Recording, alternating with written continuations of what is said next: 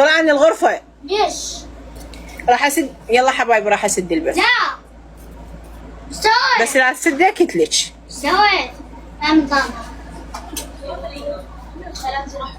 وخلوا كل الأطفال معايا في بيت جدتي طبعا. أثير ايش سويت أكيل؟ شاي. يلا. أكيد؟ شنو هاي شو الفلاتر فد مرة طلعت تخوف والله. حاجة طبعا. هيك حلوة والله هيك حلوة. خلي هذا بنات.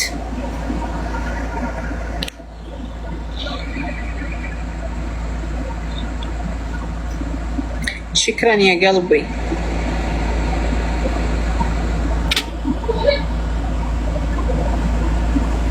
ما ادري يا احط لنا محل الفلتر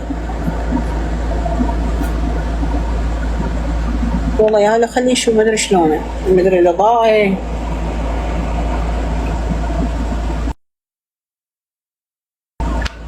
يلا خلنا نسد البث واجاوب كان احسن. فكرتي هاي شنو هذا وجهي. راح اكل واسد البث.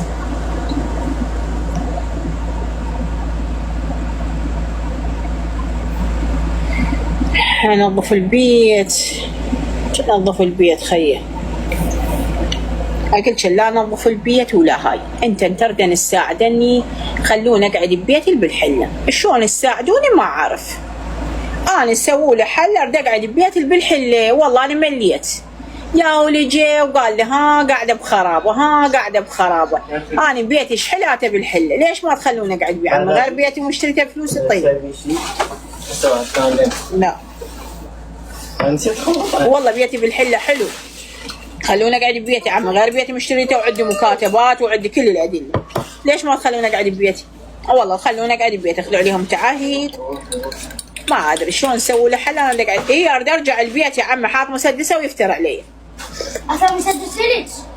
مالتك. اي انا اريد اقعد ببيتي. كان ليش يجولوني بالبيت. انا مره والله العظيم مشتكيه وعندي رابط طبي وهاي ضربتها اوبر. وهسه اي وحده من عندكم خل تجي تشوفها. رجع الورم ضربتها 3 اوبر ببغداد قبل 6 شهور وهسه رجع هذا الورم. شوفوا نوعوا له نفس الضربه ونفس الهاي. شوفوا الورم تشوفونه لو لا ما مبين هو بس من الجيسينه هذا نفس الورم رجع.